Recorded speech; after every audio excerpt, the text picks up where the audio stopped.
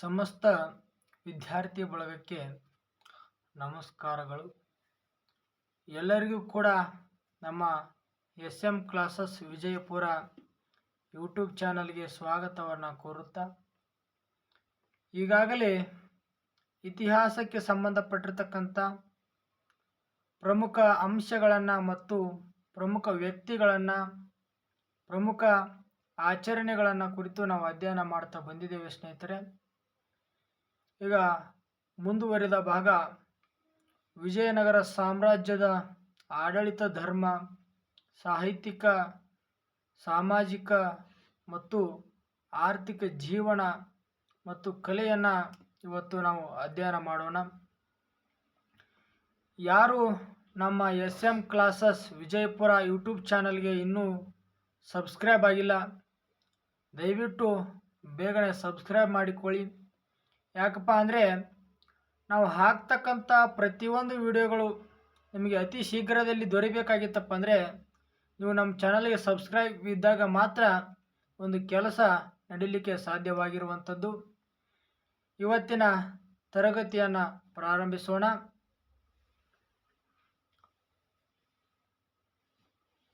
ಇತಿಹಾಸದ ಪುಟಗಳಲ್ಲಿ ತನ್ನದೇ ಆದ ಛಾಪನ್ನು ಮೂಡಿಸಿರ್ತಕ್ಕಂಥ ವಿಜಯನಗರ ಸಾಮ್ರಾಜ್ಯವನ್ನು ನಿನ್ನೆ ನಾವು ನೋಡಿದ್ವಿ ಸ್ನೇಹಿತರೆ. ಈ ವಿಜಯನಗರ ಸಾಮ್ರಾಜ್ಯದಲ್ಲಿ ಎಷ್ಟು ಸಂತತಿಗಳು ಬರ್ತವೆ ಮತ್ತು ಪ್ರಮುಖ ಅರಸರನ್ನು ಮತ್ತು ನಿರ್ಣಾಯಕ ಕದನವಾಗಿರ್ತಕ್ಕಂಥ ತಾಳಿಕೋಟೆ ಕದನಗಳನ್ನು ಕುರಿತು ನಾವು ನಿನ್ನೆಯ ತರಗತಿಯಲ್ಲಿ ನೋಡಿದೆವು. ಇವತ್ತು ವಿಜಯನಗರ ಸಾಮ್ರಾಜ್ಯದ ಕೊಡುಗೆಗಳನ್ನು ಕುರಿತು ನಾವು ನೋಡಬೇಕಾಗಿರುವಂಥದ್ದು. ವಿಜಯನಗರ ಸಾಮ್ರಾಜ್ಯವು ದಕ್ಷಿಣ ಭಾರತದಲ್ಲಿ ಧರ್ಮ, ಸಂಸ್ಕೃತಿ ಮತ್ತು ಹಿಂದೂ ಪರಂಪರೆಯನ್ನು ರಕ್ಷಿಸಲೆಂದೇ ಸ್ಥಾಪನೆಯಾಗಿರ್ತಕ್ಕಂಥ ಒಂದು ಮಹಾನ್ ಸಾಮ್ರಾಜ್ಯ ಎಂದು ಹೇಳಬಹುದು ಸ್ನೇಹಿತರೆ. ಈ ಹಿಂದೆ ಸುಲ್ತಾನರ ಆಡಳಿತ ಅತಿ ಹೆಚ್ಚಾಗಿರುವ ಕಾರಣದಿಂದಾಗಿ ನಮ್ಮ ಹಿಂದೂ ಪರಂಪರೆಯನ್ನು ರಕ್ಷಣೆ ಮಾಡಲಿಕ್ಕೆ ಯಾರೂ ಇಲ್ಲದಂತಾಗಿತ್ತು. ಅಂದರೆ ನಮ್ಮ ಹಿಂದೂ ಧರ್ಮದ ರಾಜರನ್ನು ಅವರು ಸದೆ ಬಡೆದು ತಮ್ಮದೇ ಆಗಿರ್ತಕ್ಕಂಥ ಆಡಳಿತವನ್ನು ನಡೆಸುವುದರೊಂದಿಗೆ ತಮ್ಮ ಇಂಡೋ ಇಸ್ಲಾಮಿಕ್ ಶೈಲಿಯನ್ನು ಅವರು ಬಿತ್ತರಿಸಿದರು. ಇದರಿಂದಾಗಿ ನಮ್ಮ ಹಿಂದೂ ಪರಂಪರೆಯನ್ನು ಎತ್ತಿಡ್ತಕ್ಕಂಥ ಸಂಸ್ಕೃತಿ ಮತ್ತು ಧರ್ಮ ಇವೆಲ್ಲವೂ ಕೆಳ ಹಂತಕ್ಕೆ ಹೋಗಿರುವುದನ್ನು ನಾವು ಗಮನಿಸಿದ್ದೇವೆ. ಅವರು ಯಾವ ರೀತಿಯಾದ ಆಡಳಿತ ಮಾಡ್ತಿದ್ದಾರಪ್ಪ ಅಂದರೆ ಯುದ್ಧ ಸಾಧಿಸಿದ ನಂತರ, ಅಂದರೆ ಗೆಲುವನ್ನು ಸಾಧಿಸಿದ ನಂತರ ನಮ್ಮ ಹಿಂದೂ ಪರಂಪರೆಯನ್ನು ತಿಳಿಸ್ತಕ್ಕಂಥ ದೇವಾಲಯಗಳನ್ನು ಕಟ್ಟಡಗಳನ್ನು ನಾಶಪಡಿಸಿ ಅವುಗಳ ಅವಶೇಷಗಳಿಂದ ತಮ್ಮ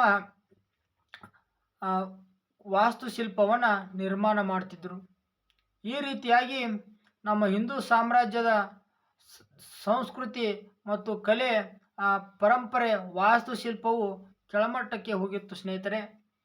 ಇಂಥ ಒಂದು ಸಂದರ್ಭದಲ್ಲಿ ವಿಜಯನಗರ ಸಾಮ್ರಾಜ್ಯದ ಒಂದು ಆಡಳಿತದ ಅವಧಿಯಲ್ಲಿ ಮತ್ತೆ ನಮ್ಮ ಒಂದು ಪರಂಪರೆ, ಧರ್ಮ, ಸಂಸ್ಕೃತಿಯನ್ನು ಯಾವ ರೀತಿಯಾಗಿ ವಿಜಯನಗರ ಸಾಮ್ರಾಜ್ಯವು ರಕ್ಷಣೆ ಮಾಡ್ತದೆ ಅನ್ನೋದನ್ನು ನಾವು ಇಲ್ಲಿ ಕಲಿತೇವೆ.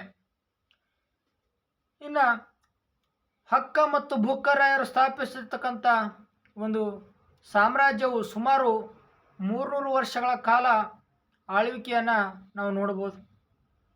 ಸುದೀರ್ಘವಾದ ಒಂದು ಆಡಳಿತವನ್ನು ವಿಜಯನಗರ ಸಾಮ್ರಾಜ್ಯದಲ್ಲಿ ನಾವು ಕಾಣುತ್ತೇವೆ ಸ್ನೇಹಿತರೆ. ಈ ಒಂದು ವಿಜಯನಗರ ಸಾಮ್ರಾಜ್ಯದ ಸ್ಥಾಪಕರು ಯಾರಪ್ಪ ಅಂದರೆ ಹಕ್ಕ ಮತ್ತು ಬುಕ್ಕರಾಯ. ಈ ಒಂದು ಸ್ಥಾಪನೆ ಆಗಿರ್ಬೋದು, ಒಂದು ಆಡಳಿತ ಪದ್ಧತಿಯ ಬಗ್ಗೆ ನಾವು ಅತಿ ವಿಸ್ತಾರವಾಗಿ ಹಿಂದಿನ ತರಗತಿಯಲ್ಲಿ ನೋಡಿದ್ದೇವೆ.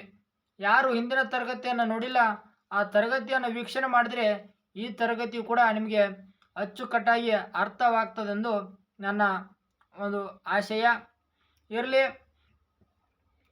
ಇನ್ನು ಸುಮಾರು 300 ವರ್ಷಗಳ ಕಾಲ ಆಳ್ವಿಕೆ ನಡೆಸಿರ್ತಕ್ಕಂಥ ದಕ್ಷಿಣ ಭಾರತದ ಮೇಲೆ ಅಳಿಸಲಾಗದ ಪ್ರಭಾವವನ್ನು ಬೀರ್ತದೆ ಯಾವುದು?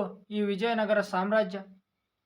300 ವರ್ಷಗಳಲ್ಲಿ ಇಡೀ ದಕ್ಷಿಣ ಭಾರತದಲ್ಲಿಯೇ ತನ್ನ ಸಂಸ್ಕೃತಿ ಮತ್ತು ಪರಂಪರೆ ಮುಖಾಂತರ ಒಂದು ಹಿಂದೂ ಧರ್ಮದ ರಕ್ಷಣೆಯಲ್ಲಿ ತೊಡಗಿರತಕ್ಕಂಥ ಈ ಒಂದು ವಿಜಯನಗರ ಸಾಮ್ರಾಜ್ಯವು ಅಚ್ಚಳಿಯದ ಹಾಗೆ ತನ್ನ ಪ್ರಭಾವವನ್ನು ಬೀರಿರುವಂಥದ್ದನ್ನು ಇಲ್ಲಿ ನಾವು ಗಮನಿಸ್ತೇವೆ. ಇನ್ನು ಈ ವಿಜಯನಗರ ಸಾಮ್ರಾಜ್ಯದ ಕೊಡುಗೆಗಳು ಕೇವಲ ರಾಜಕೀಯಕ್ಕೆ ಮಾತ್ರ ಸೀಮಿತವಾಗಿರದೆ ಸಮಗ್ರ ಜೀವನ ಶೈಲಿ ಮತ್ತು ನಾಗರಿಕತೆಯನ್ನು ಕೂಡ ಶ್ರೀಮಂತಗೊಳಿಸಿರುವಂಥದ್ದನ್ನು ನಾವು ಕಾಣ್ತೇವೆ.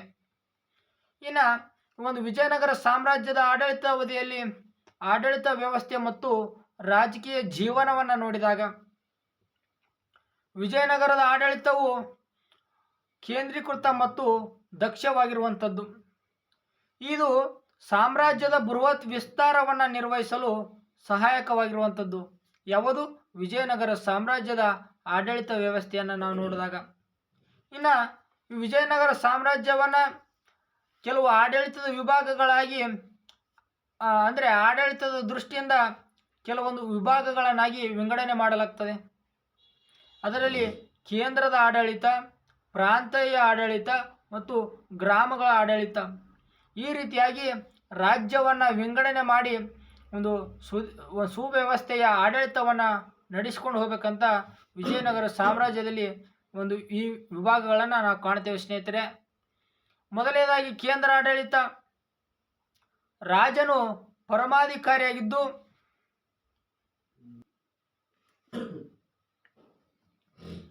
ರಾಜನು ಒಂದು ಕೇಂದ್ರಾಡಳಿತದ ಪರಮಾಧಿಕಾರವನ್ನು ಹೊಂದಿರ್ತಾನೆ. ಆತನಿಗೆ ಸಹಾಯ ಮಾಡಲೆಂದು ಪ್ರಧಾನಮಂತ್ರಿ ಮತ್ತು ದಂಡನಾಯಕ ಅಂದರೆ ಸೈನ್ಯದ ಮುಖ್ಯಸ್ಥ ಇವರು ಮತ್ತು ಇತರ ಮಂತ್ರಿಗಳ ಒಂದು ಸಚಿವ ಸಂಪುಟವಿರ್ತದೆ.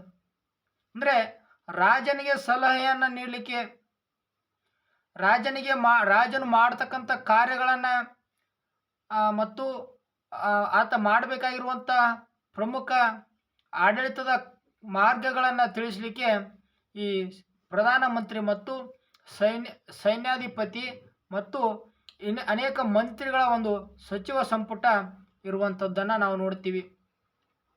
ಇನ್ನು ಪ್ರಾಂತೀಯ ಆಡಳಿತ ಅಂದರೆ ಮಂಡಲಗಳು ಎಂದು ಕರೀತಾರೆ. ಸಾಮ್ರಾಜ್ಯವನ್ನು ರಾಜ್ಯವಾಗಿ ಅಂದರೆ ಇಡೀ ಒಂದು ಸಾಮ್ರಾಜ್ಯವನ್ನು ಅದರಲ್ಲಿ ಕೆಲವು ರಾಜ್ಯಗಳನ್ನಾಗಿ ಮತ್ತು ರಾಜ್ಯದಲ್ಲಿ ನಾಡುಗಳನ್ನಾಗಿ, ನಾಡಿನಲ್ಲಿ ಸೀಮೆಗಳನ್ನಾಗಿ ಮತ್ತು ಸೀಮೆಯಲ್ಲಿ ಗ್ರಾಮಗಳನ್ನಾಗಿ ವಿಂಗಡಣೆ ಮಾಡಲಾಗ್ತದೆ. ಅಂದ್ರೆ ನಮ್ಮ ಭಾರತ ದೇಶ ಒಂದು ಸಾಮ್ರಾಜ್ಯ ಅನ್ನುವುದು ಒಂದು ಭಾರತ ದೇಶ ಇದ್ದಂಗೆ. ಆ ಭಾರತ ದೇಶದಲ್ಲಿ ರಾಜ್ಯ ಅಂದರೆ ಮಂಡಲ ಅನ್ನುವುದು ನಮ್ಮ ಕರ್ನಾಟಕ ರಾಜ್ಯ ಇದ್ದಂಗೆ. ಈ ಕರ್ನಾಟಕ ರಾಜ್ಯದಲ್ಲಿ ಈ ನಾಡು ಎನ್ನುವುದು ನಮ್ಮ ವಿಜಯಪುರ ಜಿಲ್ಲೆ ಇದ್ದಂಗೆ. ಒಂದು ವಿಜಯಪುರ ಜಿಲ್ಲೆಯಲ್ಲಿ ಈ ಸೀಮೆ ಅನ್ನುವುದು ಒಂದು ತಾಲೂಕು ಇದ್ದಂಗೆ. ಮತ್ತು ಈ ಒಂದು ಸೀಮೆಯಲ್ಲಿ ಈ ಗ್ರಾಮ ಎನ್ನುವುದು ತಾಲೂಕಿನಲ್ಲಿರ್ತಕ್ಕಂಥ ಒಂದು ಗ್ರಾಮ ಎಂದು ಹೇಳ್ಬೋದು ಸ್ನೇಹಿತರೆ. ಈ ರೀತಿಯಾಗಿ ಒಂದು ಪ್ರಾಂತೀಯ ಆಡಳಿತವನ್ನು ವಿಜಯನಗರ ಸಾಮ್ರಾಜ್ಯದಲ್ಲಿ ನಾವು ಕಾಣಬಹುದು. ಇನ್ನು ಈ ಮಂಡಲಗಳ ಮತ್ತು ಪ್ರಾಂತೀಯ ಆಡಳಿತದೊಂದಿಗೆ ಪ್ರತಿಯೊಂದು ಮಂಡಲಗಳಿಗೂ ಒಬ್ಬ ಪ್ರಧಾನಿಯನ್ನು ನೇಮಕ ಮಾಡ್ತಾನೆ. ಈ ಮಂಡಲಗಳ ಮುಖ್ಯಸ್ಥರನ್ನು ಪ್ರಧಾನಿ ಅಥವಾ ಮಹಾಮಂಡಲೇಶ್ವರ ಎಂದು ಕರೆಯಲಾಗ್ತಿರ್ತದೆ. ಇನ್ನು ಗ್ರಾಮದ ಆಡಳಿತವನ್ನು ನೋಡಿದಾಗ ಗ್ರಾಮವು ಮೂಲ ಘಟಕವಾಗಿತ್ತು ಮತ್ತು ಈ ಒಂದು ಗ್ರಾಮದ ಮುಖ್ಯಸ್ಥ ಯಾರಪ್ಪ ಅಂದ್ರೆ ಗೌಡರಾಗಿರ್ತಿದ್ರು. ಈಗಲೂ ಕೂಡ ನೀವು ನೋಡಿದಾಗ ಕೆಲವೊಂದು ಗ್ರಾಮಗಳಲ್ಲಿ ಗೌಡರಿಗೆ ಭಾಳ ಉನ್ನತವಾದ ಗೌರವ ಇರ್ತದೆ. ಏನೇ ನ್ಯಾಯ ಬಂದರೂ ಏನೇ ಆಗಬೇಕಾಗಿತ್ತಪ್ಪ ಅಂದರೆ ಗೌಡರನ್ನು ಭೇಟಿ ಆಗ್ತಾರೆ. ನೀವು ನೋಡ್ರಿ, ನಿಮ್ಮ ಊರುಗಳಲ್ಲಿ ಪರೀಕ್ಷೆ ಮಾಡಿ ನೋಡ್ರಿ, ಗೌಡರಿಗೆ ಹೆಚ್ಚಿನ ಒಂದು ಗೌರವವನ್ನು ನಾವು ಕೊಡುವಂಥದ್ದು. ಇನ್ನು ಶಾನುಭೋಗ ಲೆಕ್ಕಾಚಾರ ಮಾಡೋರು ಅಂದರೆ ಗ್ರಾಮದಲ್ಲಿರ್ತಕ್ಕಂಥ ಕಂದಾಯವನ್ನು ವಸೂಲಿ ಮಾಡುವುದಾಗಿರ್ಬೋದು, ಕಂದಾಯದ ಲೆಕ್ಕಾಚಾರಗಳನ್ನು ನೀಡುವುದಾಗಿರ್ಬೋದು, ಈ ರೀತಿಯಾದ ಲೆಕ್ಕಾಚಾರವನ್ನು ಶಾನುಭೋಗರು ನೋಡಿಕೊಂಡು ಹೋಗ್ತಿರ್ತಾರೆ. ಇನ್ನು ತಳವಾರ ಅಂದರೆ ಗ್ರಾಮದ ರಕ್ಷಕ ಇವ. ಈ ರೀತಿಯಾಗಿ ಕೆಲವು ಆನುವಂಶಿಕ ಹುದ್ದೆಗಳನ್ನು ಆಯಾ ಗಾರರ ಮೂಲಕ ಗ್ರಾಮಗಳನ್ನು ನಿರ್ವಹಿಸಲಾಗ್ತಿತ್ತು. ಇವೇನು ಹುದ್ದೆಗಳಿದ್ದವು ನೋಡ್ರಿ, ಗೌಡರಾಗಿರ್ಬೋದು, ಶಾನುಭೋಗರಾಗಿರ್ಬೋದು, ತಳವಾರಾಗಿರ್ಬೋದು, ಆನುವಂಶಿಕವಾಗಿ ಇವರು ತಮ್ಮ ಹುದ್ದೆಗಳನ್ನು ಮಾಡ್ಕೊಂಡು ಹೋಗ್ತಿದ್ರು. ಒಂದು ಮುಖ್ಯಸ್ಥ ಅಂದರೆ ಗೌಡ್ರೆ, ಅಂದರೆ ಪಾರಂಪರಿಕವಾಗಿ ಈಗ ದೊಡ್ಡ ಗೌಡ್ರಿದ್ರು, ದೊಡ್ಡ ಗೌಡ್ರು ಹೋದ ನಂತರ ಅವರ ಮಗ, ಮತ್ತು ಅವ್ರ ನಂತರ ಅವ್ರ ಮಗ, ಈ ರೀತಿಯಾಗಿ ಆನುವಂಶಿಕವಾಗಿ ಒಂದು ಹುದ್ದೆಯನ್ನು ಅವರು ಅಲಂಕರಿಸ್ತಿದ್ರು ಅನ್ನೋದನ್ನು ಇಲ್ಲಿ ನೋಡಬಹುದು ಸ್ನೇಹಿತರೆ. ಅದೇ ರೀತಿಯಾಗಿ ಒಂದು ನಾಯಕರ ಪದ್ಧತಿಯನ್ನು ನೋಡಿದಾಗ ಇದು ಸಾಮ್ರಾಜ್ಯದ ಪ್ರಮುಖ ಆಡಳಿತ ಮತ್ತು ಸೈನಿಕ ಪದ್ಧತಿಯಾಗಿರುವಂಥದ್ದು. ಸೈನಿಕ ಅಥವಾ ಆಡಳಿತ ಮುಖ್ಯಸ್ಥನಿಗೆ ವೇತನದ ಬದಲಾಗಿ ಅಮರಂ ಎಂಬ ಹೆಸರಿನಲ್ಲಿ ಭೂಮಿಯ ಒಂದು ವಿಭಾಗವನ್ನು ನೀಡಲಾಗ್ತದೆ. ಈ ಒಂದು ಭೂಮಿಯ ವಿಭಾಗವನ್ನು ಪಡೆದಿರ್ತಕ್ಕಂಥ ನಾಯಕನನ್ನು ಆ ಭೂಮಿಯ ಇಂದ ಕಂದಾಯವನ್ನು ಸಂಗ್ರಹಿಸಲಿಕ್ಕೆ ಪರವಾನಗಿಯನ್ನು ನೀಡಲಾಗ್ತದೆ. ಈ ನಾಯಕ ತನಗೆ ಕೊಟ್ಟಿರ್ತಕ್ಕಂಥ ಭೂಮಿಯಿಂದ ಕಂದಾಯವನ್ನು ಸಂಗ್ರಹಿಸಿ ಒಂದು ನಿರ್ದಿಷ್ಟವಾಗಿರ್ತಕ್ಕಂಥ ಸಂಖ್ಯೆಯ ಸೈನಿಕರನ್ನು ಪೋಷಣೆ ಮಾಡಬೇಕಾಗ್ತದೆ. ಕೆಲವು ಸೈನಿಕರನ್ನು ಸಂಗ್ರಹ ಮಾಡಿಕೊಂಡು ಆ ಸೈನಿಕರಿಗೆ ಬೇಕಾಗಿರ್ತಕ್ಕಂಥ ತರಬೇತಿ ಮತ್ತು ಅವರ ವೇತನ, ಅವರ ಊಟ ಉಪಚಾರವನ್ನು ನೋಡಿಕೊಂಡು ಒಂದು ಸುವ್ಯವಸ್ಥಿತೆಯ ಮತ್ತು ಬಲಿಷ್ಠವಾದ ಸೈನ್ಯವನ್ನು ಆತರು ಪೋಷಣೆ ಮಾಡಬೇಕಾಗಿರ್ತದೆ. ಇವರು ಪೋಷಿಸಿರ್ತಕ್ಕಂಥ ಸೈನ್ಯವನ್ನು ಯುದ್ಧದ ಸಮಯದಲ್ಲಿ ರಾಜನಿಗೆ ಒದಗಿಸಬೇಕು. ನೋಡ್ರಿ, ನಾಯಕನಾಗಿರ್ತಕ್ಕಂಥವನು ಅವರಿಗೆ ನೀಡಿರ್ತಕ್ಕಂಥ ಭೂಮಿಯಿಂದ ಬಂದಿರತಕ್ಕಂಥ ಕಂದಾಯವನ್ನು ಸಂಗ್ರಹಣೆ ಮಾಡಿ ನಿರ್ದಿಷ್ಟ ಸಂಖ್ಯೆಯ ಸೈನಿಕರನ್ನು ಪೋಷಣೆ ಮಾಡಿ ಒಂದು ವ್ಯವಸ್ಥಿತವಾಗಿರ್ತಕ್ಕಂಥ ಸೈನ್ಯವನ್ನು ಸಂಘಟಿಸಿ ರಾಜನಿಗೆ ಯುದ್ಧದ ಸಮಯದಲ್ಲಿ ಒದಗಿಸಬೇಕಾಗಿರುವಂಥದ್ದು. ಇನ್ನು ಆದಾಯ ಮತ್ತು ನ್ಯಾಯಾಂಗ ವ್ಯವಸ್ಥೆಯನ್ನು ನೋಡಿದಾಗ ಮೊದಲನೇದಾಗಿ ಆದಾಯದ ಮೂಲ ಯಾವುದಪ್ಪ ಅಂದರೆ ಕಂದಾಯ. ಅದರಲ್ಲಿ ಭೂ ಕಂದಾಯವು ಪ್ರಮುಖ ಆದಾಯ ಮೂಲವಾಗಿರುವಂಥದ್ದನ್ನು ನಾವು ಕಾಣ್ತೇವೆ. ಬೆಳೆಯ ಆಧಾರದ ಮೇಲೆ 1/6 ಹಿಡಿದು 4/1 ಕಂದಾಯವನ್ನು ವಿಧಿಸಲಾಗಿರುವಂಥದ್ದು. ಅಂದರೆ ಭೂಮಿಯ ಫಲವತ್ತತೆಯ ಆಧಾರದ ಮೇಲೆ ಯಾವ ಭೂಮಿಯು ಫಲವತ್ತತೆಯೊಂದಿಗೆ ಅತಿ ಹೆಚ್ಚು ಫಲಸನ್ನು ಅಂದರೆ ಅತಿ ಹೆಚ್ಚು ಬೆಳೆಯನ್ನು ಬೆಳೀತದೋ ಅಂತಹ ಭೂಮಿಗಳ ಆಧಾರದ ಮೇಲೆ ಅವುಗಳ ಗುಣಮಟ್ಟತೆಯ ಮೇಲೆ ಈ ಒಂದು ಕಂದಾಯವನ್ನು ವಿಧಿಸುವಂಥದ್ದು. ಇನ್ನು ವ್ಯಾಪಾರದ ಮೇಲಿನ ಸುಂಕ ಮತ್ತು ವೃತ್ತಿ ತೆರಿಗೆಗಳನ್ನು ಕೂಡ ಒಂದು ವಿಜಯನಗರ ಸಾಮ್ರಾಜ್ಯದ ಆಡಳಿತದ ಅವಧಿಯಲ್ಲಿ ವಸೂಲಿ ಮಾಡಲಾಗ್ತಿತ್ತು. ಇನ್ನು ಈ ವಿಜಯನಗರ ಸಾಮ್ರಾಜ್ಯದ ಆಡಳಿತದ ಅವಧಿಯಲ್ಲಿ ನ್ಯಾಯಾಂಗ ವ್ಯವಸ್ಥೆ ಯಾವ ರೀತಿಯಾಗಿತ್ತಪ್ಪ ಅಂದರೆ ರಾಜನೇ ಸರ್ವೋಚ್ಚ ನ್ಯಾಯಾಧೀಶನಾಗಿರ್ತಾನೆ. ಈ ಒಂದು ಸರ್ವೋಚ್ಚ ನ್ಯಾಯಾಧೀಶನಾಗಿರ್ತಕ್ಕಂಥ ರಾಜನೇ ಪ್ರತಿಯೊಂದು ನ್ಯಾಯಗಳನ್ನು ತನ್ನ ಸಮ್ಮುಖದಲ್ಲಿ ನಡೆಸಿಕೊಂಡು ಹೋಗ್ತಿರ್ತಾನೆ.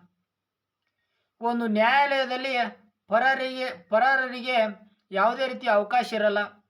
ಯಾವುದೇ ರೀತಿಯ ನ್ಯಾಯ ತೀರ್ಪುಗಳನ್ನು ನೀಡಬೇಕಾಗಿದ್ರೆ ಅದು ರಾಜನಿಂದ ಮಾತ್ರ ಸಾಧ್ಯವಾಗಿರ್ತದೆ. ಇನ್ನು ಧರ್ಮಶಾಸ್ತ್ರ ಮತ್ತು ಪದ್ಧತಿಗಳ ಆಧಾರದ ಮೇಲೆ ನ್ಯಾಯವನ್ನು ನಿರ್ಣಯಿಸಲಾಗ್ತಿರ್ತದೆ. ಧರ್ಮಗಳಿಗೆ ಅನುಗುಣವಾಗಿ ಧರ್ಮ ಯಾವ ರೀತಿಯಾದ ಶಾಸ್ತ್ರಗಳನ್ನು ಹೇಳ್ತದೆ ಆ ರೀತಿಯ ಶಾಸ್ತ್ರಗಳ ಅನುಗುಣವಾಗಿ ಮತ್ತು ನಮ್ಮ ಹಿಂದೂ ಧರ್ಮದ ಪದ್ಧತಿಗಳ ಅನುಗುಣವಾಗಿ ನ್ಯಾಯವನ್ನು ನಿರ್ಣಯಿಸಲಾಗಿರುವಂಥದ್ದು.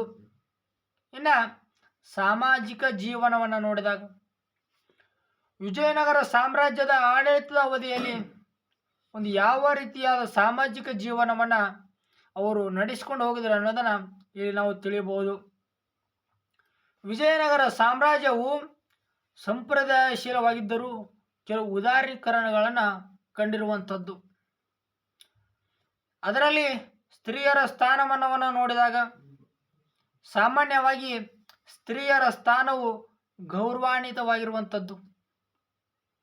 ಕೆಲವು ಸ್ತ್ರೀಯರ ಆಡಳಿತ ಮತ್ತು ಕುಸ್ತಿ, ಕಾವ್ಯ ಮತ್ತು ಸಂಗೀತದಲ್ಲಿ ಭಾಗವಹಿಸ್ತಿದ್ರು. ನೋಡ್ರಿ, ಮಹಿಳೆಯರು ಕುಸ್ತಿಯಲ್ಲಿ ಭಾಗವಹಿಸ್ತಿದ್ರಂತ. ಅಂದರೆ ವಿಜಯನಗರದ ಆಡಳಿತ ಅವಧಿಯ ಕಾಲದಲ್ಲಿಯೇ ಮಹಿಳೆಯರು ಕೂಡ ಪುರುಷರಂತೆ ಸಮಾನ ಕಾರ್ಯಗಳನ್ನು ಮಾಡ್ತಿದ್ರು. ಈ ಒಂದು ವಿಜಯನಗರ ಸಾಮ್ರಾಜ್ಯದ ಆಡಳಿತದ ಅವಧಿಯಲ್ಲಿ ಸ್ತ್ರೀಯರಿಗೆ ಪುರುಷರಂತೆ ಕೆಲವು ಸಮಾನ ಅಧಿಕಾರಗಳನ್ನು ಕೂಡ ಕೊಟ್ಟಿದ್ರು. ಮಹಿಳೆ ಕುಸ್ತಿ ಆಡ್ಬೇಕಂದ್ರೆ ಸಾಮಾನ್ಯವಾದ ಮಾತಲ್ರಿ.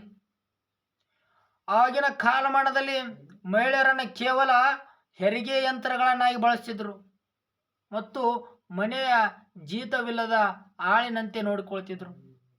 ಅಂತಹ ಒಂದು ದಿನಮಾನದಲ್ಲಿ ಮಹಿಳೆಯರಿಗೂ ಕೂಡ ಸಮಾನ ಹಕ್ಕುಗಳನ್ನು ನೀಡುವಲ್ಲಿ ನಮ್ಮ ವಿಜಯನಗರ ಸಾಮ್ರಾಜ್ಯದ ಕೀರ್ತಿಯನ್ನು ನಾವು ನೋಡಬಹುದು ಸ್ನೇಹಿತರೆ.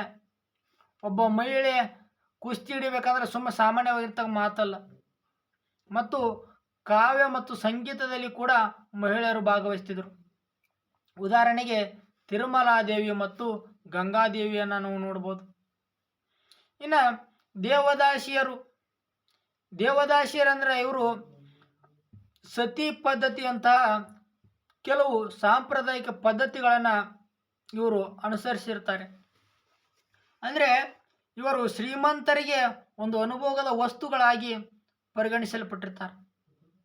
ದೇವದಾಸಿ ಅಂದರೆ ಇದು ಒಂದು ದೇವರ ಹೆಸರಿನಲ್ಲಿ ನಡೀತಕ್ಕಂಥ ಅನೈತಿಕ ಕಾರ್ಯಾಚರಣೆ ಎಂದು ಹೇಳ್ಬೋದು ಸ್ನೇಹಿತರೆ. ಇನ್ನು ವಿದೇಶಿ ಪ್ರವಾಸಿಗರು ನಮ್ಮ ವಿಜಯನಗರ ಸಾಮ್ರಾಜ್ಯದ ಕುರಿತು ಕೆಲವು ವರದಿಗಳನ್ನು ನೀಡ್ತಾರೆ. ಆ ವರದಿಗಳನ್ನು ಯಾವ ವಿದೇಶಿ ಪ್ರವಾಸಿಗರು ಯಾವ ರೀತಿಯಲ್ಲಿ ನೀಡ್ತಾರೆ ಅನ್ನೋದನ್ನು ಈ ಮುಂದೆ ನಾವು ನೋಡಬೇಕಾಗ್ತದ.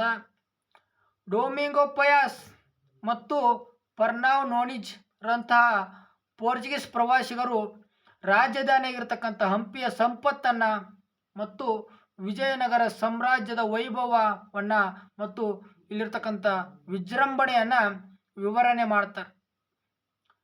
ಈ ವಿದೇಶಿಗರು ನಮ್ಮ ರಾಜ್ಯವನ್ನು ಮತ್ತು ನಮ್ಮ ರಾಜ್ಯದ ಸಂಪತ್ತನ್ನು ವಿವರಣೆ ಮಾಡ್ಬೇಕಂದ್ರೆ ಎಷ್ಟರ ಮಟ್ಟಿಗೆ ನಮ್ಮ ಸಂಪತ್ತು ಮತ್ತು ನಮ್ಮ ರಾಜ್ಯದ ವೈಭವ ವಿಸ್ತರಣೆ ಆಗಿರಲಿಕ್ಕಿಲ್ಲ ವಿಚಾರ ಮಾಡಿರಿ ಒಂದು ಸಾರಿ. ಅವರು ರಾಜ್ಯ ಮನೆತನದ ಆಚರಣೆಗಳು ಮತ್ತು ಸಾಮಾಜಿಕ ಜೀವನದ ಬಗ್ಗೆ ಮಹತ್ವದ ಮಾಹಿತಿಯನ್ನು ಒದಗಿಸಿರುವಂಥದ್ದು. ಏನು ಪೋರ್ಚುಗೀಸ್ ಪ್ರವಾಸಿಗರು ನಮ್ಮ ಭಾರತ ದೇಶಕ್ಕೆ, ಅದರಲ್ಲಿ ನಮ್ಮ ಕರ್ನಾಟಕಕ್ಕೆ ಬಂದಿರ್ತಾರೆ ನೋಡ್ರಿ, ಅವರು ಇಲ್ಲಿರ್ತಕ್ಕಂಥ ನಮ್ಮ ರಾಜ್ಯ ಮನೆತನದ ಆಚರಣೆಗಳನ್ನು ಮತ್ತು ಸಾಮಾಜಿಕ ಜೀವನದ ಬಗ್ಗೆ ಒಂದು ಮಹತ್ವವಾಗಿರ್ತಕ್ಕಂಥ ಮಾಹಿತಿಯನ್ನು ತಮ್ಮ ಇತಿಹಾಸ ಗ್ರಂಥಗಳಲ್ಲಿ ಪ್ರಕಟಿಸಿರುವಂಥದ್ದನ್ನು ನಾವು ಕಾಣಬಹುದು ಸ್ನೇಹಿತರೆ. ಇನ್ನು ಹಬ್ಬಗಳು ಮತ್ತು ಕ್ರೀಡೆಗಳನ್ನು ನೋಡಿದಾಗ ಮಹಾನವಮಿ, ದಸರಾ ಇದು ಅತಿ ದೊಡ್ಡ ಮತ್ತು ಅತ್ಯಂತ ವೈಭವಯುತವಾಗಿರ್ತಕ್ಕಂಥ ಹಬ್ಬವೆಂದು ನಾವು ಹೇಳಬಹುದು. ಈ ಸಮಯದಲ್ಲಿ ಅತಿ ವಿಜೃಂಭಣೆಯಿಂದ ರಾಜರು ದರ್ಬಾರವನ್ನು ನಡೆಸ್ತಿದ್ರು ಮತ್ತು ಕುಸ್ತಿ, ಬೇಟೆ ಮತ್ತು ಪ್ರಾಣಿಗಳನ್ನು ಪಳಗಿಸುವಂಥ ಕ್ರೀಡೆಗಳನ್ನು ಇಲ್ಲಿ ಆಡ್ತಿದ್ರು.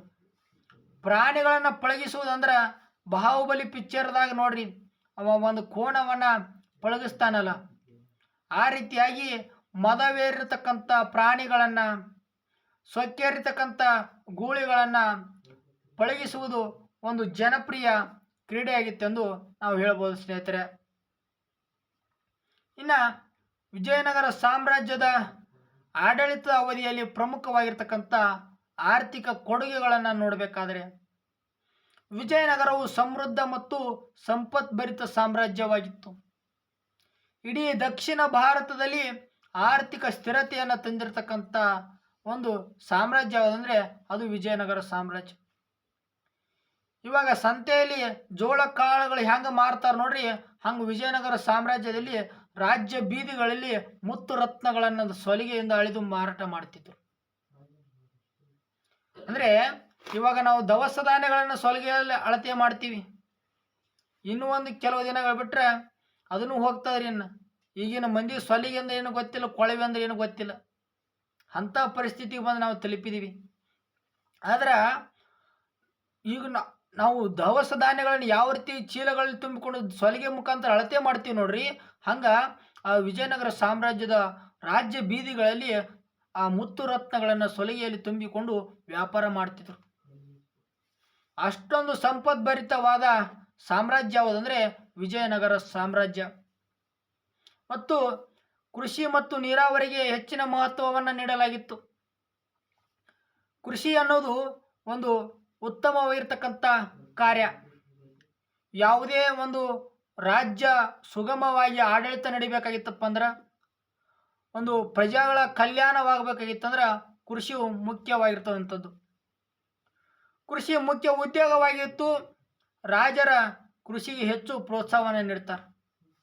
ಕೃಷಿ ಅತಿ ಮುಖ್ಯವಾದ ಒಂದು ಉದ್ಯೋಗವಾಗಿರುವುದರಿಂದ ರಾಜರು ಕೃಷಿಗೆ ಹೆಚ್ಚು ಪ್ರೋತ್ಸಾಹವನ್ನು ನೀಡ್ತಾರೆ. ಶ್ರೀಕೃಷ್ಣ ದೇವರಾಯನ ಕಾಲದಲ್ಲಿ ತುಂಗಭದ್ರಾ ನದಿಗೆ ಅಣೆಕಟ್ಟನ್ನು ನಿರ್ಮಾಣ ಮಾಡಿ ವಿಶಾಲವಾದ ಕಾಲುವೆಗಳ ಮೂಲಕ ನೀರಾವರಿ ಸೌಲಭ್ಯವನ್ನು ಒದಗಿಸಲಾಗ್ತದೆ. ಅನೇಕ ಹೊಸ ಕೆರೆಗಳು ಮತ್ತು ಬಾವಿಗಳನ್ನು ಕೂಡ ನಿರ್ಮಾಣ ಮಾಡಲಾಗ್ತದೆ. ಒಂದು ಕೃಷಿಯಲ್ಲಿ ಹೆಚ್ಚಿನ ಇಳುವರಿಯನ್ನು ತರುವ ಸಲುವಾಗಿ, ಬರಗಾಲದಂಥ ಸಮಸ್ಯೆಗಳನ್ನು ಎದುರಿಸುವ ಸಲುವಾಗಿ ರೈತರಿಗೆ ಅವಶ್ಯಕವಾಗಿರ್ತಕ್ಕಂಥ ಕಾಲುವೆಗಳ ಮೂಲಕ ಮತ್ತು ಅನೇಕ ರೀತಿಯ ನೀರಾವರಿ ಸೌಲಭ್ಯಗಳನ್ನು ಶ್ರೀಕೃಷ್ಣ ವಿಜಯನಗರ ಸಾಮ್ರಾಜ್ಯದ ಶ್ರೀಕೃಷ್ಣ ದೇವರಾಯ ಒದಗಿಸಿಕೊಡ್ತಾನೆ. ಇನ್ನು ವ್ಯಾಪಾರ ಮತ್ತು ವಾಣಿಜ್ಯ ಸಂಬಂಧವನ್ನು ನೋಡಿದಾಗ, ಆಂತರಿಕವಾಗಿ ದೇಶದೊಳಗೆ ವಿವಿಧ ನಗರಗಳ ನಡುವೆ ಆಹಾರ ಧಾನ್ಯಗಳು, ಬಟ್ಟೆಗಳು ಮತ್ತು ಬೆಲೆ ಬಾಳುವ ಲೋಹಗಳನ್ನು ವ್ಯಾಪಾರವನ್ನು ಮಾಡಲಾಗ್ತಿತ್ತು.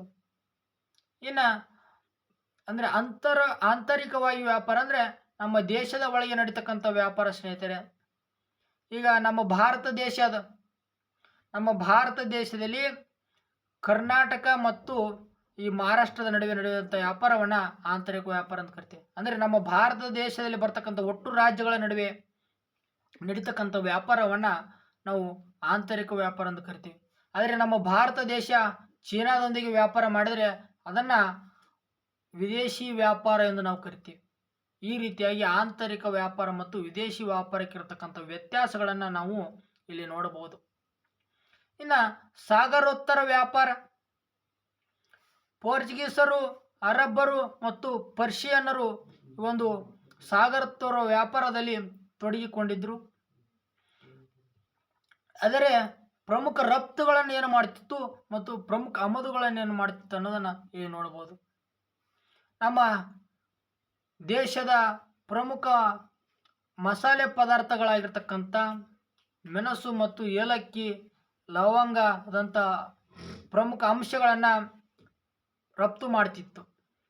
ಅದರಲ್ಲಿಯೂ ಕೂಡ ಕಬ್ಬಿಣ ಮತ್ತು ವಜ್ರ, ಗಂಧದ ಮರಗಳನ್ನು ಅತಿ ಹೆಚ್ಚಾಗಿ ರಫ್ತು ಮಾಡ್ತಿತ್ತು.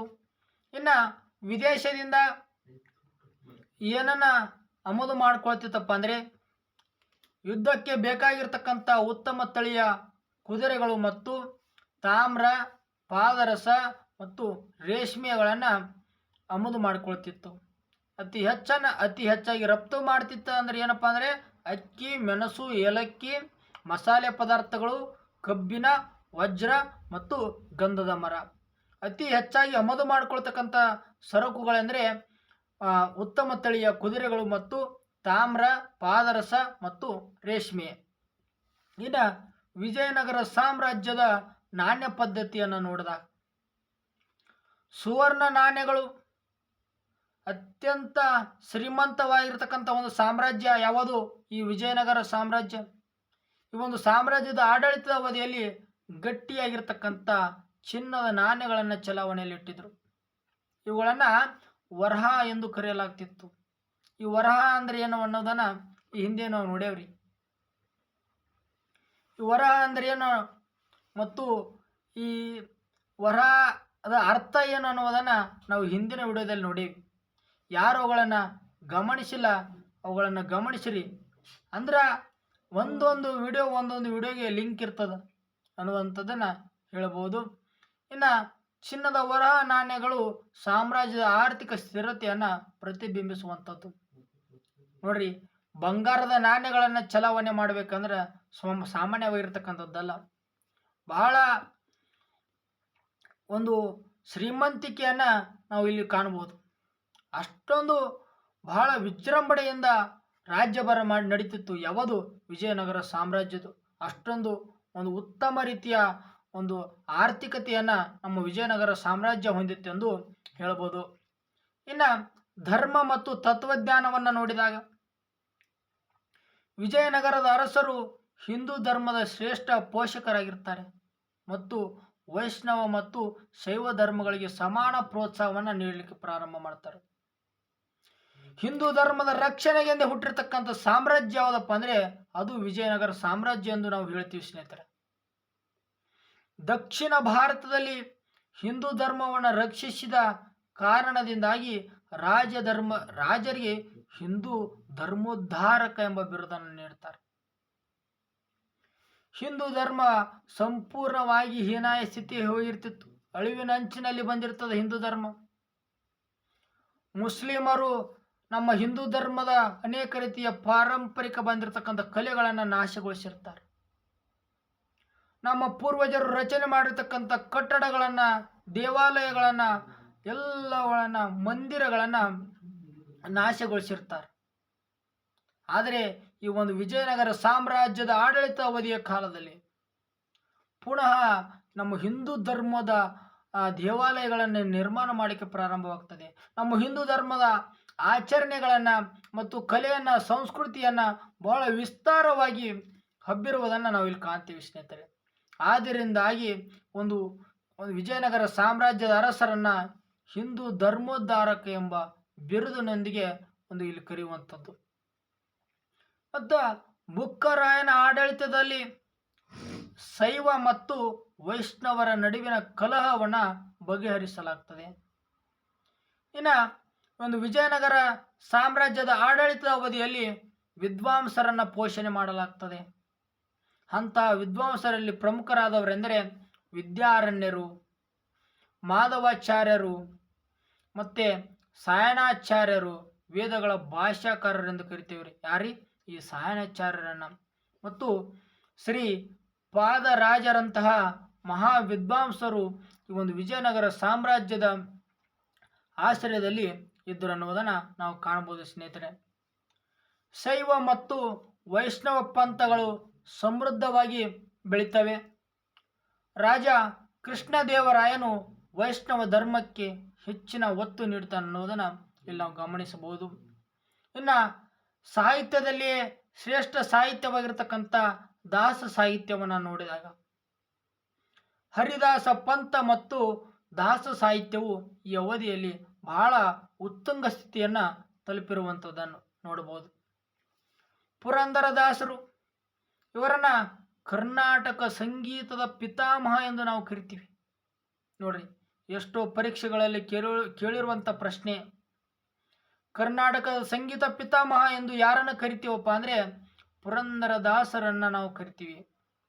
ಮತ್ತು ದಾಸರಲ್ಲಿ ಶ್ರೇಷ್ಠ ದಾಸರೆನಿಸಿಕೊಂಡಿರ್ತಕ್ಕಂಥ ಭಕ್ತ ಕನಕದಾಸರನ್ನು ನೋಡಿದಾಗ ಕನಕದಾಸರು ಮಾಡಿರ್ತಕ್ಕಂಥ ಭಕ್ತಿ ಚಳವಳಿಯನ್ನು ನಾವು ನೋಡಿದಾಗ ಆಗಿನ ಸಾಹಿತ್ಯವನ್ನು ಮತ್ತು ಅವರು ರಚಿಸಿರ್ತಕ್ಕಂಥ ಚಳವಳಿಯೊಂದಿಗೆ ಜನಸಾಮಾನ್ಯರನ್ನು ಯಾವ ರೀತಿಯಾಗಿ ತಲುಪಿದರು ಅನ್ನೋದನ್ನು ನಾವು ನೋಡಬಹುದು ಸ್ನೇಹಿತರೆ. ಇನ್ನು ವಿಜಯನಗರ ಸಾಮ್ರಾಜ್ಯದ ಆಡಳಿತ ಅವಧಿಯಲ್ಲಿ ಸಾಹಿತ್ಯಿಕ ಕೊಡುಗೆಗಳು ಯಾವ ರೀತಿಯಾಗಿದ್ದವಪ್ಪ ಅಂದರೆ ಸಾಮ್ರಾಜ್ಯದ ಮಹತ್ತರವಾದ ಕೊಡುಗೆ ಎಂದರೆ ಅದು ಸಂಸ್ಕೃತ, ಕನ್ನಡ, ತೆಲುಗು ಮತ್ತು ತಮಿಳು ಭಾಷೆಗಳಿಗೆ ನೀಡಿರ್ತಕ್ಕಂಥ ಪ್ರೋತ್ಸಾಹ.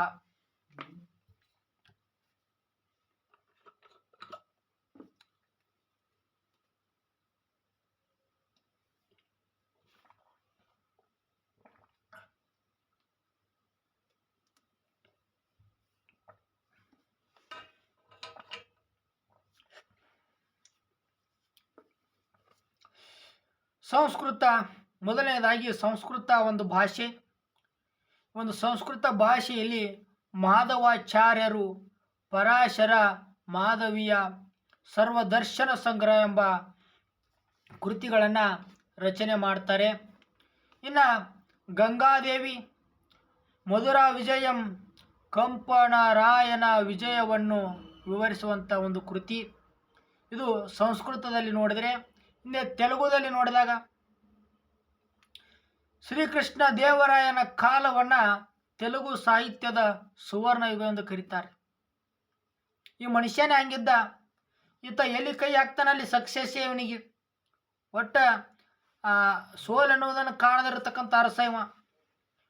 ಆಡಳಿತಕ್ಕೆ ಬಂದಾಗಿನಿಂದ ಮರಣ ಹೊಂದುವವರೆಗೂ ಕೂಡ ಯುದ್ಧದಲ್ಲಿ ಜಯವನ್ನೇ ಸಾಧಿಸಿರ್ತಕ್ಕಂಥ ವ್ಯಕ್ತಿ ಯಾರಪ್ಪ ಅಂದರೆ ಶ್ರೀಕೃಷ್ಣ ದೇವರಾಯ. ಈತ ಸ್ವತಃ ವಿದ್ವಾಂಸನಾಗಿದ್ದ. ಆದ ಕಾರಣದಿಂದ ಸಾಹಿತ್ಯಕ್ಕೆ ಬಹಳ ಅಚ್ಚುಕಟ್ಟಾದ ಸೌಲಭ್ಯಗಳನ್ನು ಈತ ನೀಡ್ತಾನೆ. ಇದರಿಂದಾಗಿ ಈತನ ಒಂದು ಆಡಳಿತ ಅವಧಿಯನ್ನು ವಿಜಯನಗರ ಸಾಮ್ರಾಜ್ಯದ ಸುವರ್ಣ ಯುಗ ಎಂದು ಕೂಡ ನಾವು ಕರಿತೇವೆ. ಅಂತಹ ವ್ಯಕ್ತಿ ಯಾರಪ್ಪ ಅಂದ್ರೆ ಶ್ರೀಕೃಷ್ಣ ದೇವರಾಯ. ಈತನ ಒಂದು ಕಾಲವನ್ನು ತೆಲುಗು ಸಾಹಿತ್ಯದ ಸುವರ್ಣ ಯುಗ ಎಂದು ಕೂಡ ಕರೆಯುವಂಥದ್ದನ್ನು ನಾವು ನೋಡಬಹುದು. ಈತನ ಆಸ್ಥಾನದಲ್ಲಿ ಅಷ್ಟದಿಗ್ಗಜರು ಎಂಬ 8 ಜನ ಶ್ರೇಷ್ಠ ಕವಿಗಳನ್ನು ಇರಿಸಿಕೊಂಡಿರ್ತಾನೆ. 8 ಜನ ಮಹಾನ್ ವಿದ್ವಾಂಸರಾಗಿರ್ತಕ್ಕಂಥ ಶ್ರೇಷ್ಠ ಕವಿಗಳನ್ನು ತನ್ನ ಆಸ್ಥಾನದಲ್ಲಿ ಇರಿಸಿಕೊಂಡು ಅವರಿಗೆ ಅಷ್ಟದಿಗ್ಗಜರು ಎಂಬ ಒಂದು ನಾಮವನ್ನು ಇಟ್ಟಿರ್ತಾನೆ. ಇನ್ನು ಶ್ರೀಕೃಷ್ಣ ದೇವರಾಯನು ಕೂಡ ಸ್ವತಃ ವಿದ್ವಾಂಸನಾಗಿದ್ದರಿಂದ ಕೆಲವು ಸಾಹಿತ್ಯಗಳನ್ನು ಬರೀತಾನೆ. ಅದರಲ್ಲಿ ಮೊದಲನೇದಾಗಿ ಅಮುಕ್ತ ಮಾಲ್ಯದ ಅನ್ನುವಂಥದ್ದು. ಇದು ವೈಷ್ಣವ ಕಾವ್ಯವನ್ನು ಹೊರಡಿಸ್ತದೆ. ಇನ್ನು ಅಲ್ಲಸಾನಿ ಪೆದ್ದನ ಬರೆದಿರತಕ್ಕಂಥ ಮನುಚರಿತಂ, ಈತ ಆಂಧ್ರ ಕವಿತಾ ಪಿತಾಮಹ ಎಂದು ಈತನನ್ನು ವರ್ಣಿಸಲಾಗುತ್ತದೆ. ಯಾರು? ಅಲ್ಲಸಾನಿ ಪೆದ್ದನ. ಈತನ ಕೃತಿ ಯಾವುದಪ್ಪ ಅಂದರೆ ಮನುಚರಿತಂ. ಇನ್ನು ಕನ್ನಡ ಭಾಷೆಗೆ ಬಂದಾಗ ನಮ್ಮ ನಿಮ್ಮೆಲ್ಲರ ಭಾಷೆ ಕನ್ನಡ, ನಮ್ಮ ಭಾಷೆ ಕನ್ನಡ, ನಮ್ಮ ನಾಡು ಕನ್ನಡ ಎಂದು ನಾವು ಹೇಳ್ತೀವಿ. ಅದೇ ರೀತಿ ಈ ಒಂದು ಅವಧಿಯನ್ನು ದ್ವೈತ ಮತ್ತು ವೀರಶೈವ ಸಾಹಿತ್ಯದ ಬೆಳವಣಿಗೆಯನ್ನು ನಾವು ಗಮನಿಸಬಹುದು.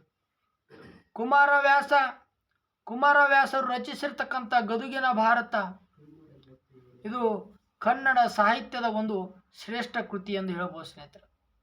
ಇನ್ನು ಚಾಮರಸರು ರಚಿಸಿರ್ತಕ್ಕಂಥ ಪ್ರಭುಲಿಂಗ ಲೀಲೆ ಇದು ಕೂಡ ಒಂದು ವೀರಶೈವ ಕಾವ್ಯ. ಮತ್ತು ಲಕ್ಷ್ಮೀಶನು ರಚಿಸಿರ್ತಕ್ಕಂಥ ಜೈಮಿನಿ ಭಾರತ. ಈ ರೀತಿಯಾಗಿ ನಮ್ಮ ಕನ್ನಡ ಭಾಷೆಯಲ್ಲಿ ರಚನೆ ಆಗಿರತಕ್ಕಂಥ ಪ್ರಮುಖ ಸಾಹಿತ್ಯಗಳನ್ನು ನಾವು ನೋಡಬಹುದು. ಇನ್ನು ವಿಜಯನಗರ ಸಾಮ್ರಾಜ್ಯದ ಕಲೆ ಮತ್ತು ವಾಸ್ತುಶಿಲ್ಪವನ್ನು ನೋಡಿದಾಗ ವಿಜಯನಗರ ಶೈಲಿಯ ವಾಸ್ತುಶಿಲ್ಪವು ಹಿಂದಿನ ದ್ರಾವಿಡ ಶೈಲಿಗಳೆಲ್ಲವನ್ನ ಮೀರಿರತಕ್ಕಂಥದ್ದು ಮತ್ತು ಅತ್ಯಂತ ಭವ್ಯವಾದ ಸಂಕೀರ್ಣವಾದ ಒಂದು ಶೈಲಿ ಯಾವುದಪ್ಪ ಅಂದರೆ ಒಂದು ವಿಜಯನಗರ ಶೈಲಿಯ ವಾಸ್ತುಶಿಲ್ಪ ಎಂದು ಹೇಳಬಹುದು ಸ್ನೇಹಿತರೆ. ಈ ಒಂದು ವಿಜಯನಗರ ಶೈಲಿಯ ವಾಸ್ತುಶಿಲ್ಪದ ಲಕ್ಷಣಗಳು ಯಾವ ರೀತಿಯಾಗಿದ್ದವನ್ನ ಈ ಮುಂದೆ ನಾವು ನೋಡಬಹುದು. ದ್ರಾವಿಡ ಶೈಲಿಯ ಪರಾಕಾಷ್ಠೆ ಆಗ್ತದೆ. ಈ ಒಂದು ಶೈಲಿಯು ಹಿಂದಿನ ಚಾಲುಕ್ಯ ಮತ್ತು ಹೊಯ್ಸಳ ಶೈಲಿಗಳ ಸೂಕ್ಷ್ಮತೆಯನ್ನು ಸಂಯೋಜನೆ ಮಾಡಿ ಅವೆಲ್ಲವನ್ನು ಸಂಗ್ರಹಣೆ ಮಾಡಿ ಚೋಳರ ಭವ್ಯತೆಯನ್ನು ಸೇರಿರ್ತಕ್ಕಂಥ ಒಂದು ಸಂಸ್ಕೃತಿ ಎಂದು ಹೇಳ್ಬೋದು. ಇನ್ನು ಕಲ್ಲಿನ ರಥ ಇಡೀ ಪ್ರಪಂಚದಲ್ಲಿಯೇ ಅತ್ಯಂತ ವಿಸ್ಮಯಕಾರಿಯಾಗಿರ್ತಕ್ಕಂಥ ಒಂದು ಕೆತ್ತನೆ ಯಾವುದಪ್ಪ ಅಂದ್ರೆ ಅದು ಈ ಕಲ್ಲಿನ ರಥ ಸ್ನೇಹಿತರೆ. ಮತ್ತು ಸಂಗೀತ ಕಂಬಗಳನ್ನು ನೋಡ್ಬೋದು. ವಿಜಯ ವಿಠ್ಠಲ ದೇವಸ್ಥಾನವು ವಿಶ್ವ ಪ್ರಸಿದ್ಧವಾಗಿರ್ತಕ್ಕಂಥ ಕಲ್ಲಿನ ರಥ ಮತ್ತು ವಿವಿಧ ಸ್ವರಗಳನ್ನು ನೀಡತಕ್ಕಂಥ ಸಂಗೀತ ಕಂಬಗಳಿಗೆ ಹೆಸರುವಾಸಿಯಾಗಿರುವಂಥದ್ದು. ಏನು ಈ ಸಂಗೀತ ಕಂಬಗಳಂದ್ರೆ ಒಂದೊಂದು ಕಂಬಗಳಲ್ಲಿ ಒಂದೊಂದು ರೀತಿಯ ಸ್ವರಗಳನ್ನು ನಾವು ಕಾಣಬಹುದು ಸ್ನೇಹಿತರೆ. ಇತಿಹಾಸಕಾರರು ಬಹಳ ಅಚ್ಚುಕಟ್ಟಾಗಿ ವಿವರಣೆ ಮಾಡಬೇಕಾದ್ರೆ ಸಂಶೋಧನೆ ಮುಖಾಂತರ ವಿವರಣೆ ಮಾಡ್ತಾರೆ. ಆ ಕಂಬಗಳನ್ನು ನೋಡಿ ವೀಕ್ಷಣೆ ಮಾಡಿ ಅಲ್ಲಿರ್ತಕ್ಕಂಥ ನಾದ ಸ್ವರಗಳನ್ನು ಅಧ್ಯಯನ ಮಾಡಿ ಹೆಸರನ್ನು ಕೊಟ್ಟಿರುವಂಥದ್ದು. ಇನ್ನು ರಾಯಗೋಪುರಗಳು ಮತ್ತು ಕಲ್ಯಾಣ ಮಂಟಪಗಳನ್ನು ನೋಡಿದಾಗ ಏನಪ್ಪ ಈ ರಾಯಗೋಪುರಗಳು ಎಂದರೇನು, ಈ ಕಲ್ಯಾಣ ಮಂಟಪಗಳೇನೆಂದರೆ ಅನ್ನೋದನ್ನು ನಾವು ಗಮನಿಸಿದಾಗ, ಮೊದಲನೇದಾಗಿ ರಾಯಗೋಪುರ ದೇವಸ್ಥಾನಗಳ ಪ್ರವೇಶ ದ್ವಾರಗಳಲ್ಲಿ ನಿರ್ಮಿಸಲಾಗಿರ್ತಕ್ಕಂಥ ಎತ್ತರದ ಮತ್ತು ಅಲಂಕೃತ ಗೋಪುರಗಳನ್ನು, ಅಂದರೆ ದೇವಸ್ಥಾನವನ್ನು ಪ್ರವೇಶ ಮಾಡಬೇಕಂದ್ರೆ ದ್ವಾರ ಬಾಗಿಲುಗಳು ಇರ್ತಾವಲ್ಲ, ಅವುಗಳ ಮೇಲೆ ಒಂದು ಎತ್ತರವಾಗಿರ್ತಕ್ಕಂಥ ಗೋಪುರಗಳನ್ನು ಮತ್ತು ಅಲಂಕೃತವಾಗಿ ಅನೇಕ ರೀತಿಯ ವಿನ್ಯಾಸಗಳನ್ನು ಗೊಳಿಸಿ ಒಂದು ಅಲಂಕೃತಗೊಳಿಸಿರ್ತಾರೆ ನೋಡ್ರಿ, ಅವುಗಳನ್ನು ರಾಯಗೋಪುರಗಳೆಂದು ಕರೀತಾರೆ. ಇನ್ನು ಕಲ್ಯಾಣ ಮಂಟಪಗಳು ದೇವರ ವಿವಾಹ ಉತ್ಸವಗಳಿಗೆ ಬಳಸಲಾಗುತ್ತಿದ್ದಂಥ ಸೂಕ್ಷ್ಮ ಕೆತ್ತನೆಯ ಕಂಬಗಳ ಮಂಟಪಗಳನ್ನು ಕಲ್ಯಾಣ ಮಂಟಪಗಳೆಂದು ಕರೀತಾರೆ. ಅಂದರೆ ಸುತ್ತ 4 ಕಡೆ ಕಂಬಗಳಿದ್ದು ಮೇಲ್ಛಾವಣಿ ಮತ್ತು ಒಂದು ಶಿಖರ ಬಂದೆ ಗೋಪುರವನ್ನು ಕಟ್ಟಿ ಬಹಳ ಉತ್ತಮ ರೀತಿಯ ವಿನ್ಯಾಸಗಳೊಂದಿಗೆ ರಚನೆ ಮಾಡಿರಲಾಗಿರ್ತದೆ. ಇಂಥವುಗಳನ್ನು ಕಲ್ಯಾಣ ಮಂಟಪ ಎಂದು ಕರೀತಾರೆ. ನೋಡ್ರಿ, ಒಂದು ಸಾರಿ ಹಂಪಿಗೆ ಹೋಗಿ ನೀವು ವಿಸಿಟ್ ಮಾಡಿ ಬರ್ರಿ.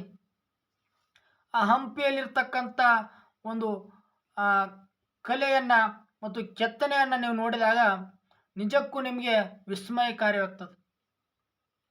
ಎಷ್ಟೊಂದು ತಂತ್ರಜ್ಞಾನ ಇದ್ದರೂ ಕೂಡ ಇವತ್ತಿನ ದಿನಮಾನದಲ್ಲಿ ಅನೇಕ ರೀತಿಯ AI ತಂತ್ರಜ್ಞಾನ ಬಂದಿರ್ಬೋದು, ಅನೇಕ ರೀತಿಯ ಮಷಿನರಿಗಳು ಬಂದಿರ್ಬೋದು. ಅಂಥ ಮಷಿನರಿಗಳು ಇದ್ದರೂ ಕೂಡ ಆ ದಿನಮಾನದಲ್ಲಿ ರಚಿಸಿರ್ತಕ್ಕಂಥ ಕೆತ್ತನೆಯನ್ನು ಇವತ್ತು ನಮ್ಮ ಕೈಯಿಂದ ಕೆತ್ತನೆ ಮಾಡಲಿಕ್ಕೆ ಸಾಧ್ಯವಾಗೋದಿಲ್ಲ. ಅಂತಹ ಸೂಕ್ಷ್ಮವಾಗಿರ್ತಕ್ಕಂಥ ಕೆತ್ತನೆಯನ್ನು ನಮ್ಮ ಪೂರ್ವಜರು ಮಾಡಿಟ್ಟಿರುವಂಥದ್ದು. ಇನ್ನು ಒಂದು ವಿಜಯನಗರ ಸಾಮ್ರಾಜ್ಯದ ಅವಧಿಯಲ್ಲಿ ನಿರ್ಮಾಣವಾಗಿರ್ತಕ್ಕಂಥ ಪ್ರಮುಖ ದೇವಾಲಯ ಮತ್ತು ಸ್ಮಾರಕಗಳನ್ನು ನೋಡಿದಾಗ, ಮೊದಲನೇದಾಗಿ ವಿರೂಪಾಕ್ಷ ದೇವಾಲಯ. ಇದು ಹಂಪಿಯ ಅತ್ಯಂತ ಹಳೆಯ ಮತ್ತು ಪ್ರಮುಖ ದೇವಸ್ಥಾನವಾಗಿರುವಂಥದ್ದು. ಅದೇ ರೀತಿಯಾಗಿ ವಿಜಯ ವಿಠ್ಠಲ ದೇವಸ್ಥಾನ ವಿಜಯನಗರ ವಾಸ್ತುಶಿಲ್ಪದ ಪ್ರಮುಖ ಉದಾಹರಣೆಯಾಗಿರ್ಬೋದು. ಈ ಒಂದು ವಿಜಯ ವಿಠ್ಠಲ ದೇವಸ್ಥಾನದಲ್ಲಿಯೇ ಒಂದು ಹಂಪಿಯ ಸುಪ್ರಸಿದ್ಧ ಕಲ್ಲಿನ ರಥವನ್ನು ನಾವು ಕಾಣಬಹುದು ಸ್ನೇಹಿತರೆ. ಇನ್ನು ಹಜಾರ ರಾಮಸ್ವಾಮಿ ದೇವಸ್ಥಾನ, ಇದರ ಹೊರಗೋಡೆಗಳ ಮೇಲೆ ರಾಮಾಯಣದ ಕಥೆಗಳನ್ನು ಬಿಂಬಿಸುವಂಥ ಕೆತ್ತನೆಗಳನ್ನು ನಾವು ಕಾಣಬಹುದು. ಅದೇ ರೀತಿಯಾಗಿ ಏಕಶಿಲಾ ವಿಗ್ರಹಗಳಾಗಿರ್ತಕ್ಕಂಥ ಉಗ್ರ ನರಸಿಂಹ ವಿಗ್ರಹ, ಸುಮಾರು 7 ಅಡಿ ಎತ್ತರ, ಒಂದೇ ಕಲ್ಲಿನಲ್ಲಿ ಕೆತ್ತನೆ ಮಾಡತಕ್ಕಂಥ ವಿಗ್ರಹ ಇದು ಯಾವುದು ಉಗ್ರ ನರಸಿಂಹ ವಿಗ್ರಹ. ಮತ್ತು ಸಾಸಿವೆ ಕಾಳು ಗಣೇಶನಂಥ ದೊಡ್ಡ ಏಕಶಿಲಾ ಕೆತ್ತನೆಗಳನ್ನು ಕೂಡ ನಾವು ನೋಡಬಹುದು. ಇನ್ನು ಕಮಲ್ ಮಹಲ್, ಇದನ್ನು ಲೋಟಸ್ ಮಹಲ್ ಕೂಡ ಎಂದು ಕರೀತಾರೆ. ಇಂಡೋ ಸಾರ್ಸನಿಕ್ ಶೈಲಿಯ ಪ್ರಭಾವವನ್ನು ತೋರಿಸ್ತಕ್ಕಂಥ ಸುಂದರವಾಗಿರ್ತಕ್ಕಂಥ ರಚನೆ ಯಾವುದಪ್ಪ ಅಂದರೆ ಅದೇ ಕಮಲ್ ಮಹಲ್ ಅಥವಾ ಲೋಟಸ್ ಮಹಲ್ ಎಂದು ನೋಡಬಹುದು.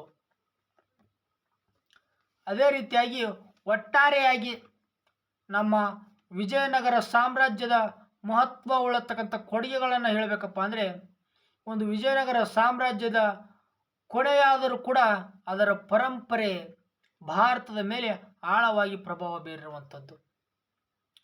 ಏನೋ ಒಂದು ತಾಳಿಕೋಟೆ ಕದನದ ನಂತರ ವಿಜಯನಗರ ಸಾಮ್ರಾಜ್ಯ ಕೊನೆಗೊಂಡು ಹೋಯಿತು. ಆದರೆ ಆ ಒಂದು ಸಾಮ್ರಾಜ್ಯದ ಅವಧಿಯಲ್ಲಿ, ಆಡಳಿತದ ಅವಧಿಯಲ್ಲಿ ನಿರ್ಮಾಣ ಮಾಡಿರ್ತಕ್ಕಂಥ ಒಂದು ಪರಂಪರೆ, ಕಲೆ, ಸಂಸ್ಕೃತಿ, ವಾಸ್ತುಶಿಲ್ಪ ಇಂದಿಗೂ ಕೂಡ ಮನಮುಟ್ಟುವಂಥವು ಸ್ನೇಹಿತರೆ. ಇನ್ನೂ ಅನೇಕ ರೀತಿಯ ನಮ್ಮ ವಾಸ್ತುಶಿಲ್ಪಗಳನ್ನು, ಕಟ್ಟಡಗಳನ್ನು, ಮಂದಿರಗಳನ್ನು, ನಮ್ಮ ಧರ್ಮದ ದೇವಸ್ಥಾನಗಳನ್ನು ಮುಸ್ಲಿಮರು ಒಡೆದು ಹಾಕ್ತಾರೆ. ಒಂದು ತಾಳಿಕೋಟೆ ಕದನದ ನಂತರ ಅನೇಕ ರೀತಿಯ ದೇವಾಲಯಗಳನ್ನು ಧ್ವಂಸಗೊಳಿಸ್ತಾರೆ, ಮೂರ್ತಿ ವಿಗ್ರಹಗಳನ್ನು ಧ್ವಂಸಗೊಳಿಸ್ತಾರೆ. ಆದರೂ ಕೂಡ ಅವರು ಅಷ್ಟೊಂದು ನಾಶಪಡಿಸಿದ್ರು ಕೂಡ ನಮ್ಮ ಸಂಸ್ಕೃತಿ ಇನ್ನೂ ಕೂಡ ಅಚ್ಚಳಿಯಾದ ಆಗಿ ಉಳಿದಿದೆ. ಅದು ನಮ್ಮ ವಿಜಯನಗರ ಸಾಮ್ರಾಜ್ಯದ ಒಂದು ಶ್ರೇಷ್ಠತೆಯನ್ನು ತೋರಿಸುವಂಥದ್ದು. ಇನ್ನು ಸಂಸ್ಕೃತಿಯಲ್ಲಿ ಏಕತೆಯನ್ನು ಹೊಂದಿತ್ತು. ಇಡೀ ದಕ್ಷಿಣ ಭಾರತದಾದ್ಯಂತ ದೇವಾಲಯ ಸಂಸ್ಕೃತಿ ಮತ್ತು ಹಿಂದೂ ಧರ್ಮದ ಆಚರಣೆಗಳನ್ನು ಒಂದುಗೂಡಿಸುವಲ್ಲಿ ವಿಜಯನಗರ ಸಾಮ್ರಾಜ್ಯ ಯಶಸ್ವಿ ಹೊಂದಿರುವಂಥದ್ದು. ಮತ್ತು ಒಂದು ವಿಜಯನಗರ ಸಾಮ್ರಾಜ್ಯದ ಕಲೆ ಮತ್ತು ವಾಸ್ತುಶಿಲ್ಪದ ಮಾದರಿಯನ್ನು ನೋಡಿದಾಗ ಹಂಪಿಯ ಅವಶೇಷಗಳು ಇಂದು ಒಂದು ವಿಶ್ವ ಪರಂಪರೆ ತಾಣವಾಗಿರುವಂಥದ್ದು. ವಿಶ್ವ ಅಂದರೆ ಯುನೆಸ್ಕೋ ಪಟ್ಟಿಗೆ ನಮ್ಮ ಹಂಪಿ ಸೇರಿರುವಂಥದ್ದನ್ನು ನಾವು ನೋಡ್ಬೋದು ಸ್ನೇಹಿತರೆ. ಈ ಒಂದು ಯುನೆಸ್ಕೋ ಪಟ್ಟಿಯಲ್ಲಿ ಪ್ರಮುಖ ಪ್ರಸಿದ್ಧವಾಗಿರ್ತಕ್ಕಂಥ ಇತಿಹಾಸವನ್ನು ಹೊಂದಿರತಕ್ಕಂಥ ತಾಣಗಳನ್ನು ಮಾತ್ರ ಸೇರ್ಪಡೆ ಮಾಡಿಕೊಳ್ಳಲಾಗ್ತದೆ. ಅಂತಹ ಪಟ್ಟಿಯಲ್ಲಿ ನಮ್ಮ ಹಂಪಿಯು ಕೂಡ ಸೇರಿರುವುದನ್ನು ನಾವು ಗಮನಿಸಬಹುದು. ಇನ್ನು ಕನ್ನಡ ಮತ್ತು ತೆಲುಗು ಭಾಷೆಗಳ ಬೆಳವಣಿಗೆಗೆ ರಾಜಾಶ್ರಯವನ್ನು ನೀಡಿ ಅಮೂಲ್ಯ ಸಾಹಿತ್ಯದ ರಚನೆಗೆ ಕೂಡ ಒಂದು ವಿಜಯನಗರ ಸಾಮ್ರಾಜ್ಯ ಕಾರಣವಾಗಿರುವಂಥದ್ದು. ಈ ರೀತಿಯಾಗಿ ವಿಜಯನಗರ ಸಾಮ್ರಾಜ್ಯವು ದಕ್ಷಿಣ ಭಾರತದ ಇತಿಹಾಸದಲ್ಲಿ ಒಂದು ಕೇಂದ್ರ ಶಕ್ತಿಯಾಗಿ ಕಾರ್ಯನಿರ್ವಹಿಸಿರುವುದನ್ನು ಮತ್ತು ಅದರ ಕೊಡುಗೆಗಳು ಇಂದಿಗೂ ಕೂಡ ಅಧ್ಯಯನಕ್ಕೆ ಮತ್ತು ನಮ್ಮ ಭಾರತದಲ್ಲಿಯೇ ಕರ್ನಾಟಕದ ಹೆಮ್ಮೆಯನ್ನು ತೋರಿಸಲಿಕ್ಕೆ ಹೆಚ್ಚು ಪ್ರಮುಖವಾಗಿರುವಂಥದ್ದು. ಈ ರೀತಿಯಾಗಿ ವಿಜಯನಗರ ಸಾಮ್ರಾಜ್ಯದ ಸಾಂಸ್ಕೃತಿಕ ಕೊಡುಗೆಗಳನ್ನು ನಾವು ನೋಡಬಹುದು ಸ್ನೇಹಿತರೆ. ಇಲ್ಲಿಯವರೆಗೆ ನಮ್ಮ ತರಗತಿಯನ್ನು ಬಹಳ ಅಚ್ಚುಕಟ್ಟಾಗಿ ವೀಕ್ಷಣೆ ಮಾಡಿರ್ತಕ್ಕಂಥ ಎಲ್ಲರಿಗೂ ಕೂಡ ಮತ್ತೊಮ್ಮೆ ಧನ್ಯವಾದಗಳನ್ನು ತಿಳಿಸುತ್ತಾ ಇವತ್ತಿನ ತರಗತಿಯನ್ನು ಇಲ್ಲಿಗೆ ಮುಕ್ತಾಯಗೊಳಿಸೋಣ.